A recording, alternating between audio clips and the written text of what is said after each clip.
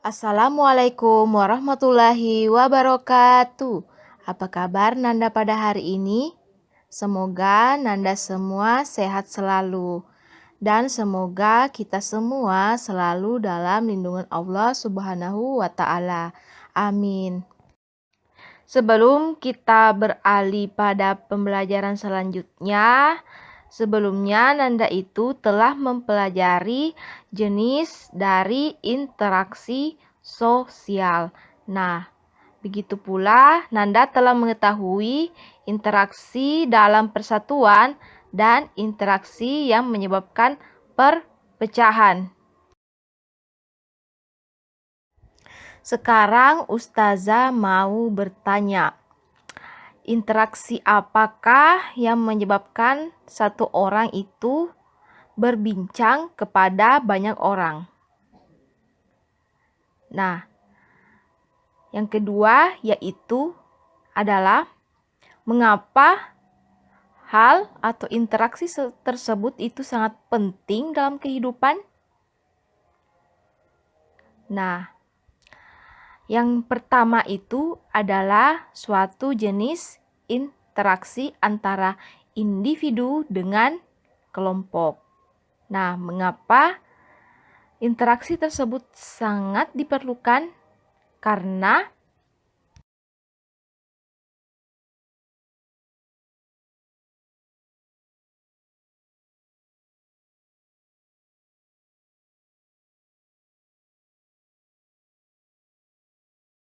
terdapat beberapa hal yang harus menjadi tujuan, ya, atau ada sesuatu hal yang harus diselesaikan, ya. Begitu pula saat kita belajar di kelas dan membentuk suatu kelompok belajar. Nah, sesuai dengan pembelajaran kita pada hari ini, yaitu memasuki pada pembelajaran 4, yaitu indahnya bekerja sama. Pembelajaran hari ini Ustazah mau bagi kelompok siswa. Jadi di kelas 5A itu berjumlah 23 orang anak yang aktif belajar, dan Ustazah akan bagi ke dalam 4 kelompok. Jadi anggota kelompoknya itu ada terdiri atas 5 orang, ada terdiri atas 6 orang. Jadi insya Allah sebentar Ustazah akan bagi kelompoknya dalam grup, ya. Untuk di kelas 5B jumlah Nanda yang aktif belajar itu ada 20 orang. Jadi Ustazah juga akan bagi ke dalam 4 kelompok. Terdiri anggotanya itu atas 5 orang, ya. Jadi siap-siap juga, insya Allah sebentar Ustazah bagi kelompoknya di dalam grup, ya. Tahukah Nanda, dalam kelompok belajar itu setiap anggotanya memiliki tanggung jawab yang harus dilaksanakan. Tahukah Nanda apa saja itu? Berikut ini merupakan penjelasannya. Sebelum Nanda mengetahui apa saja tanggung jawab setiap anggota kelompok itu apa, nah sekarang Nanda harus ketahui dulu apa itu kelompok. Jadi kelompok itu adalah suatu kumpulan beberapa orang atau lebih, di mana di dalamnya itu terdapat kegiatan yang memerlukan suatu interaksi antara satu dengan yang lainnya. Jadi di mana orang-orang itu membentuk suatu hubungan yang menjadikan setiap anggota itu merasa jadi bagian dari suatu kelompok. Sekarang berikut ini merupakan bagian dari tanggung jawab setiap anggota kelompok. Yang pertama yaitu harus menjaga nama baik kelompok. Maksudnya itu tidak menjelek-jelekan kegiatan atau hal yang lain yang terjadi kepada orang lain yang bukan anggota. Yang kedua yaitu menghargai setiap pendapat dari masing-masing anggota kelompok. Yang ketiga yaitu membantu berbagai kegiatan atau hal yang lain yang berhubungan dengan kelompok. Misalnya itu mengerjakan tugas bersama-sama. Ya, jadi pembagian tugasnya itu masing-masing dimiliki oleh setiap anggota kelompok. Jadi jangan cuma satu orang saja yang mengerjakan, harus dikerjakan secara bersama-sama. Yang keempat yaitu harus berani bertanggung jawab atas kesalahan yang dilakukan. Jadi dalam bekerja kelompok itu bukan kesalahan per individu, tetapi kesalahan bersama. Ya. Yang kelima yaitu memberikan nasihat kepada anggota yang tidak menaati aturan di dalam kelompok.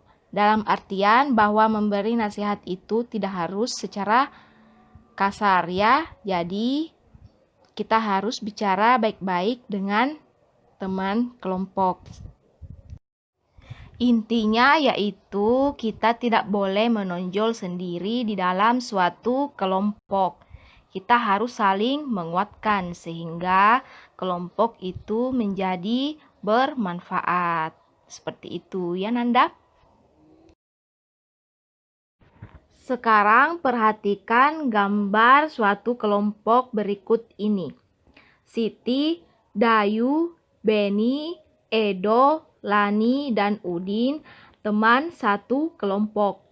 Mereka sedang mengerjakan tugas kelompok. Tugas yang dikerjakan membuat berbagai macam pantun, seperti pantun kanak-kanak, pantun muda, dan pantun tua. Mereka bekerja sama dengan baik. Tidak ada satu anggota pun yang tidak melaksanakan tanggung jawabnya. Tugas kelompok telah diselesaikan dengan cepat oleh Siti dan teman-temannya.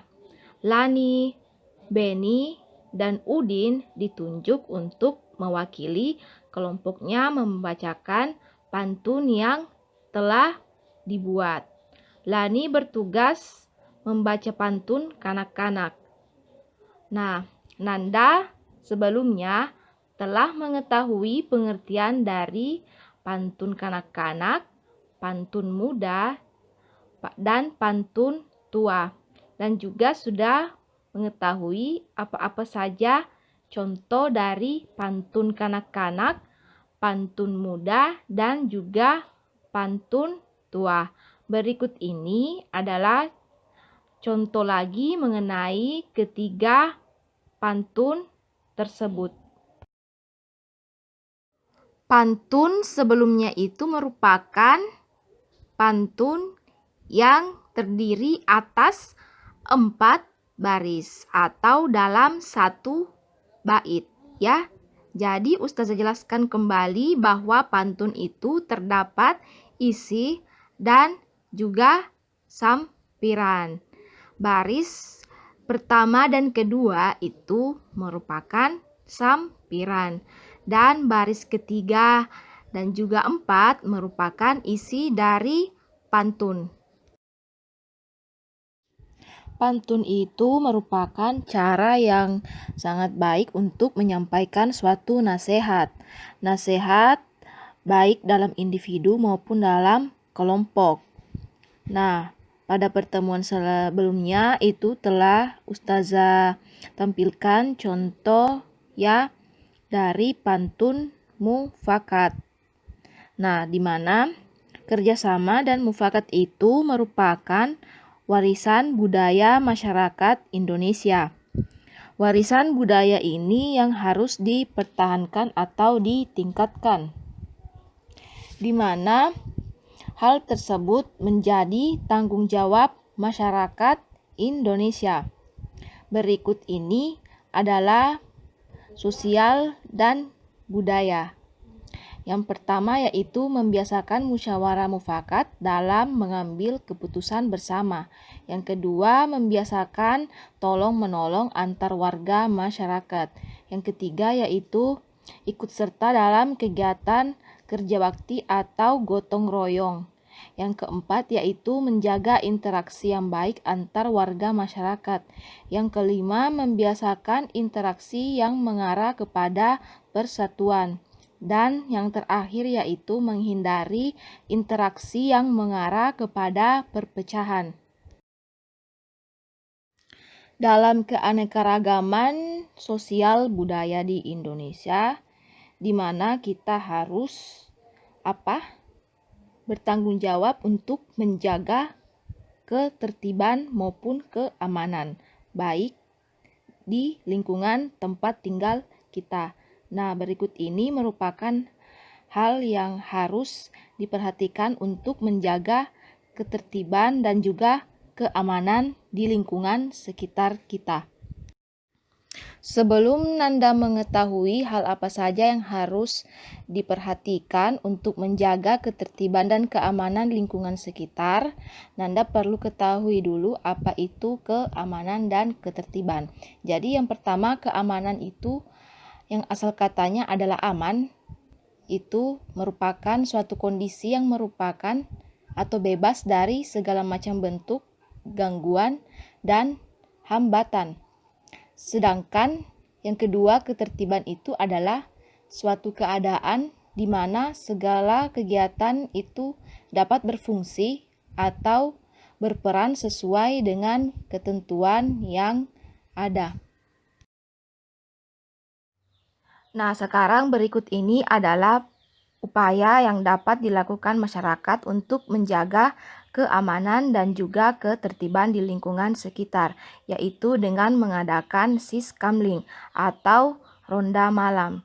Nah, penjelasan dari siskamling atau sistem keamanan lingkungan ini merupakan upaya bersama dalam meningkatkan sistem keamanan dan ketertiban masyarakat yang memberikan perlindungan dan pengamanan bagi masyarakat dengan mengutamakan upaya-upaya pencegahan dan menangkal bentuk-bentuk ancaman dan juga gangguan keamanan dan ketertiban masyarakat atau biasa disingkat Kamtibmas. Itulah tadi pembelajaran kita pada hari ini. Nanda, apakah ada yang masih ingat tadi kita belajar tentang apa? Ya, jadi kita sudah mengetahui apa saja itu keuntungan dari bekerja kelompok dan juga bagaimana cara untuk menjaga ketertiban dan juga keamanan lingkungan sekitar kita. Pesan pembelajaran yang dapat kita petik pada hari ini yaitu kerjasamalah pada hal yang menguntungkan dalam kebaikan dan jauhi hal yang dapat membuat kita semakin terjerumus ke dalam hal yang buruk atau hal yang dapat menimbulkan perpecahan. Sekian pembelajaran hari ini, lembar kegiatannya Ustazah jelaskan dalam grup ya. Jadi silahkan dicek grup kelasnya. Dan Ustazah tutup dengan ucapan subhanakallahumma wabihamdik asyhadu an la ilaha illa anta astaghfiruka wa atubu ilaih. Syukron jazakumullahu khairan. Wassalamualaikum warahmatullahi wabarakatuh.